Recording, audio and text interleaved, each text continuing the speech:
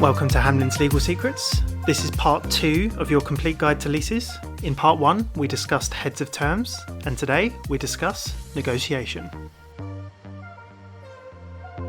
So, John, last podcast we discussed the importance of the heads of terms as the first stage of a lease transaction. So I think probably what we really want to know is what comes next. Well, Stephen, the next stage is the legal negotiation between solicitors. A form of lease will be drafted, usually by the landlord solicitors, and depending on the heads of terms, perhaps also a rent deposit deed or a licence for alterations. These documents will then be reviewed and commented on by the tenant solicitors. Okay, so let's look at a few of the most important lease terms so we can start to get an understanding of how they impact the parties.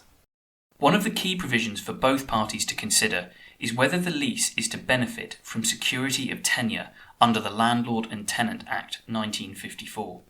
This is such a massive topic that we will shortly be releasing a whole podcast dedicated to it. But for today, it can be summarised as whether the tenant should have a statutory right to renew its lease when it comes to the end of the term. Right, so that is a fairly major consideration for the tenant. Absolutely, Stephen. It makes a huge commercial difference to the parties, and therefore it is one of the most key terms to be documented by the lease. Another important term is the tenant's repairing obligation. It is usual for landlords to want tenants to keep the premises in what is known as good and substantial repair and condition. This is just a legal way of saying that the tenant must repair any damage to the premises other than damage caused by an insured risk usually. And what happens if the premises to be leased are not already in good condition? If the premises were to have damp or broken light fixtures, stained carpets or damaged windows, and the tenant agreed to a good and substantial repairing covenant, then the tenant would be legally responsible for carrying out any necessary remedial works at their own cost. And I'm assuming most tenants would not be happy with that. Most tenants would obviously find this very unfair, and therefore, when they are taking premises which are not in a good condition, they try to agree that their repairing obligations are limited by reference to a schedule of condition. Right, I see. So what does that schedule actually look like? This is just a series of photographs or textual descriptions, or perhaps both, which specifically list any issues or damage to the premises when the lease is granted. The tenant is then not required to repair any of these items. And what other specific lease negotiation points should parties generally be aware of?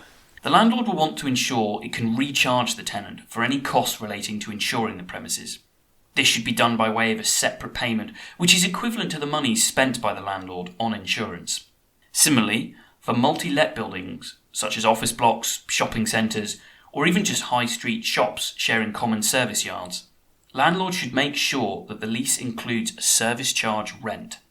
This allows landlords to be sure that they can recover the cost of carrying out necessary repairs to common areas, maintaining and repairing the structure of the building most significantly, but also perhaps retarmacking service yards, providing supplies and utilities to common toilet facilities, servicing elevators or escalators, salaries and employment costs for a building receptionist, or even security measures such as CCTV.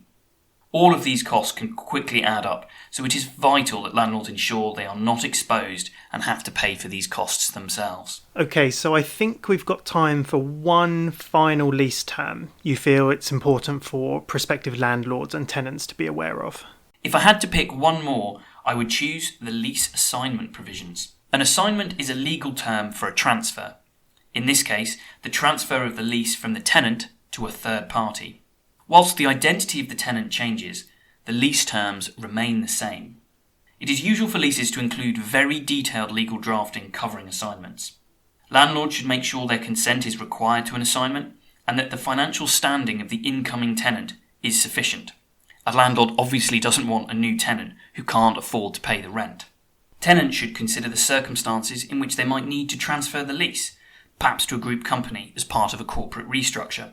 Such events are increasingly common given the challenging financial environment, particularly for retail businesses, and tenants therefore need to think ahead and try to include as much flexibility in their leases as possible. John, that was great. Many thanks for this second part to your complete guide to leases. You're welcome, Stephen. Thanks everyone for listening. Thanks for listening to Hamlin's Legal Secrets. If you'd like some free initial advice on anything discussed in this podcast, then just drop me a line at podcast@hamlins.com.